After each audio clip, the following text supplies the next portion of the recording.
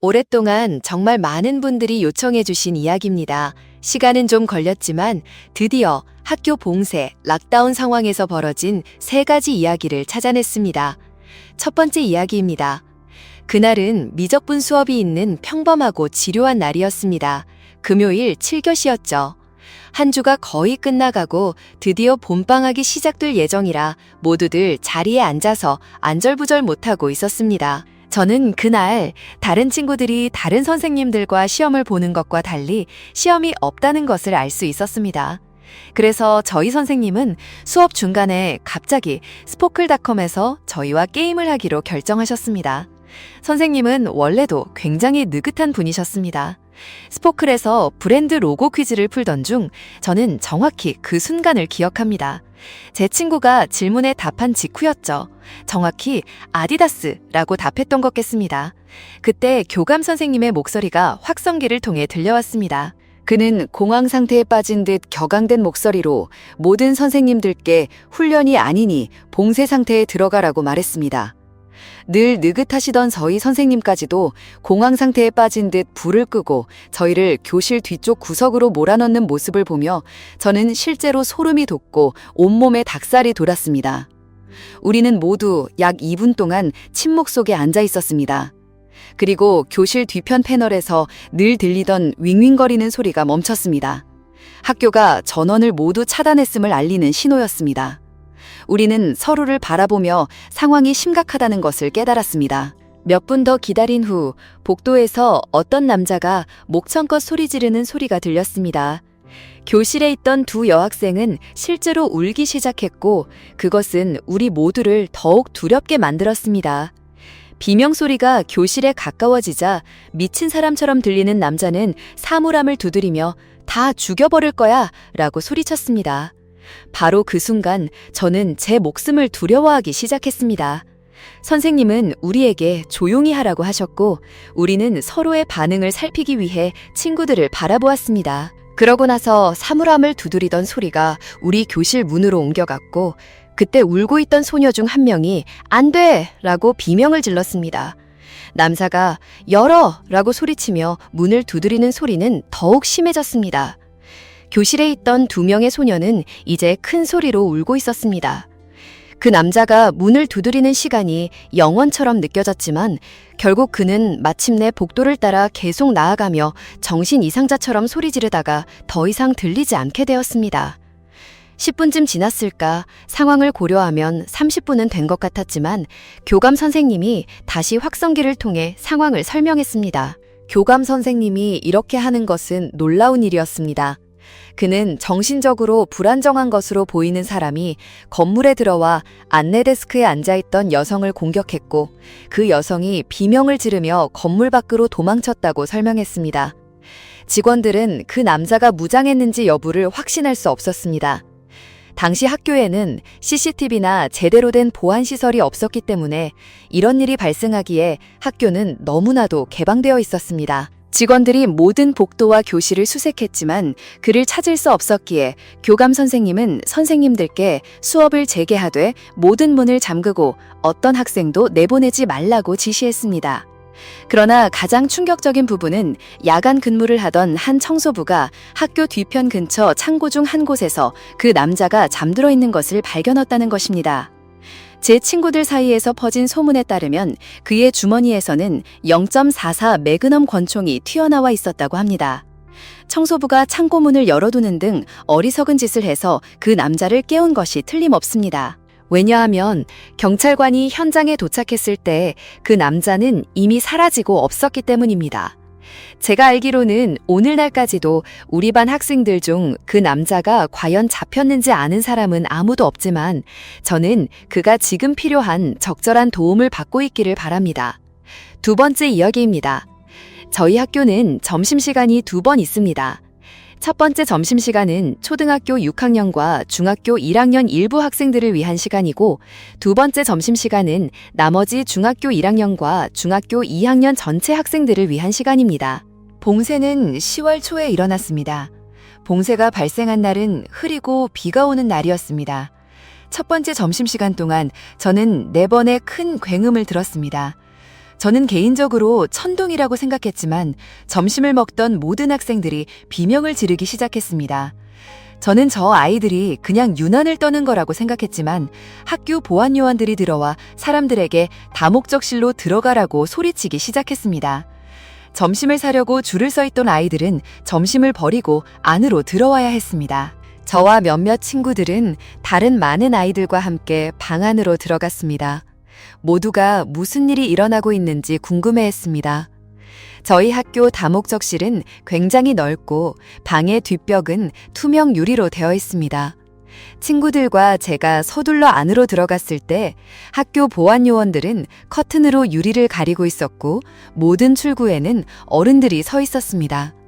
제 친구 준혁이도 우리처럼 궁금해했습니다. 그래서 그는 어른 중 한 분에게 무슨 일이냐고 물었습니다. 그가 돌아와서 우리에게 말했습니다. 우리 학교 정문 바로 앞에 집들이 있잖아? 거기에 정신적으로 불안정한 미친 남자가 자기 집 앞에 바리케이드를 치고 자살하겠다고, 그리고 쫓아내면 경찰들을 죽이겠다고 협박하고 있대. 그 남자가 학교 밖을 돌아다니면서 이상한 방식으로 아이들을 쳐다보고 있었어. 알고 보니 그 남자는 성범죄 전과자였습니다. 상황은 더욱 나빠졌습니다. 우리는 1시간 동안 다목적실에 갇혀 있었고 2교실을 날렸습니다. 모든 상황이 해결된 후 우리는 한 명씩 교실로 호송되었습니다. 나중에 저는 그 남자가 제 친구 수정이 옆집에 산다는 것을 알게 되었습니다. 수정이는 저에게 지난 할로윈 때 그 남자가 자기 창문에서 팔을 자르고 자기 피로 "여기 오지 마, 아니면 널 죽일 거야" 라고 쓰고 있는 것을 봤다고 말해줬습니다. 물론 할로윈이라 수정이를 포함한 사람들은 그저 할로윈 장식이라고 생각했지만 이 끔찍한 사건 이후 우리는 이 남자가 정신 이상자라는 것을 알았고 그가 우리 근처에 오지 않은 것에 안도했습니다. 세 번째 이야기입니다. 저는 22살이고 대학교를 갓 졸업했습니다. 최근에 모교의 지하에서 컴퓨터 관리 인턴으로 일하게 되었습니다. 학교 지하는 매우 지저분하고 정리가 안 되어 있지만 그곳에는 실제로 매우 좋은 3명용 작은 사무실이 있습니다. 그곳에는 멋진 큰 책상 3개, 미니 냉장고 2개, 벽에 걸린 평면 TV, 그리고 정말 만족스러운 에어컨이 있습니다. 이 에어컨은 학생들이나 선생님들은 학교에서 누릴 수 없는 사치였습니다. 물론 모든 학교 서버와 다른 컴퓨터 관련 장비들도 있었습니다. 제가 이 일을 얻게 된 것은 제가 예전 컴퓨터 선생님들 3분께 정말 총애를 받았기 때문입니다. 저는 그분들을 단순히 선생님이 아니라 진정한 친구라고 생각할 수 있었고, 그래서 그분들이 제가 이 직업을 얻는데 엄청난 도움을 주셨습니다. 몇 주 전 어떤 일이 발생하기 전까지는 모든 것이 좋았습니다. 저와 사무실을 함께 쓰는 동료인 민준 씨와 현우 씨는 그 당시 사무실에 없었습니다. 그들은 위층에서 서류 작업을 하고 있었습니다. 점심시간에 샌드위치를 먹고 있는데 교무실 여직원 중 한 명에게서 전화가 왔습니다. 학교가 봉쇄되었고 무장했을 가능성이 있는 누군가가 학교에 들어왔다는 내용이었습니다. 이 작은 사무실이 아무리 좋다고 해도 놀랍게도 실제 문이 없고 큰 개방형 입구만 있었기 때문에 저는 불을 끄는 것 외에는 할 수 있는 것이 많지 않았습니다. 그리고 지하 전체로 통하는 문은 잠금 장치조차 제대로 작동하지 않았습니다. 저의 안전을 위해 저는 사무실의 모든 불과 컴퓨터 화면을 껐습니다. 저는 휴대폰을 책상에 둔 채 민준 씨와 현우 씨에게 문자를 보냈지만 그들은 답장이 없었습니다.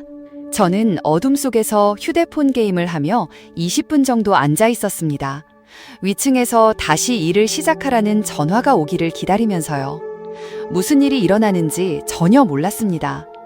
여기 아래에서는 위층에서 무슨 일이 일어나는지 들을 수 없었지만 봉쇄가 끝났다는 통보를 받기 전까지는 어떤 전화도 할 수 없었습니다. 그때 시끄러운 지하실 문이 열렸고 그 삐걱거리는 소리가 지하실 전체와 제 사무실까지 울려 퍼졌습니다. 저는 의자에서 일어나 민준 씨나 현우 씨를 불러야 할지 고민했습니다. 그들에게서 정보를 얻고 싶었습니다.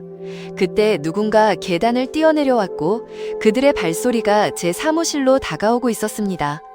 저는 의자를 밀어내고 책상 아래로 기어 들어갔습니다. 누군가 사무실로 들어왔지만 불은 켜지 않았습니다. 그저 침묵만이 흘렀습니다. 제가 겪고 있던 두려움을 설명조차 할 수 없었습니다. 아주 작은 소리라도 내면 죽을 것 같은 기분이었습니다. 갑자기 휴대폰이 띵 하고 울리며 문자 메시지가 도착했습니다. 그 순간 저는 온 세상이 움츠러들고 죽어버리는 것 같았고 두려움에 이를 악물었습니다. 발소리가 갑자기 저에게 더 가까이 다가왔고 마침내 저는 항복하듯이 책상 아래에서 뛰쳐나오며 제발 죽이지 말아달라고 빌었습니다.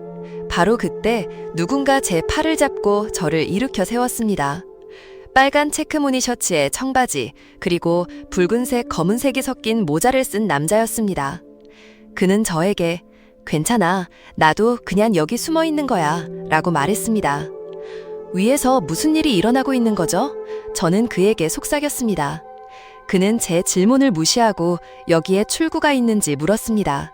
저는 "네, 저쪽으로 가면 있어요" 라고 대답했습니다. 그가 다른 행동을 하기 전에 저는 그에게 "누구세요?" 라고 물었습니다. 잠시 침묵이 흐른 뒤 그가 설명하기 시작했습니다. 그는 아들을 데리러 왔는데 한 선생님이 그에게 숨으라고 했다는 것입니다. 그의 설명을 들은 후 저는 휴대폰을 확인했고 민준 씨에게서 온 문자를 보았습니다. 문자에는 "야, 이거 진짜 미쳤어. 어떤 총된 남자가 김 선생님을 쐈어. 빨간 셔츠랑 모자 쓰고 있어. 절대 위로 올라오지 마" 라고 쓰여 있었습니다. 저는 그 문자 내용을 남자에게 소리내어 다시 읽어주려고 하다가 문득 깨달았습니다. 저는 고개를 들어 올렸고 속이 울렁거리는 것을 느꼈습니다. 그 남자는 제가 의심스러운 시선을 보낸 것을 알아차린 것 같았습니다. 공황 상태에 빠진 저는 위층으로 달려가는 것 외에는 아무 생각도 할 수 없었습니다. 총성이 지하실에 울려 퍼졌고 어둠 속에서 총알이 금속에 부딪혀 튕겨나가는 소리가 들렸습니다. 하지만 다행히 총알은 저를 빗나갔고 저는 위층으로 올라갈 수 있었습니다. 운 좋게도 경찰관들이 지하실 출구를 포함한 모든 출구에서 기다리고 있었고 그 남자가 문을 열자마자 그를 붙잡았습니다. 더 좋은 소식은 우리 김 선생님이 총상을 입고도 살아남으셨다는 것입니다. 나중에 그 남자와 김 선생님 사이에 어떤 이유로든 감정적인 문제가 있었던 것으로 밝혀졌지만 그 이유는 결코 공개되지 않았습니다. 우리가 아는 것은 김 선생님이 이런 종류의 반응을 불러일으킬 만한 어떤 일도 하지 않았을 것이라는 점이며 그 총성은 영원히 제 머릿속에 메아리칠 것이라는 점입니다. 그리고 여기는 미스터리 나우입니다.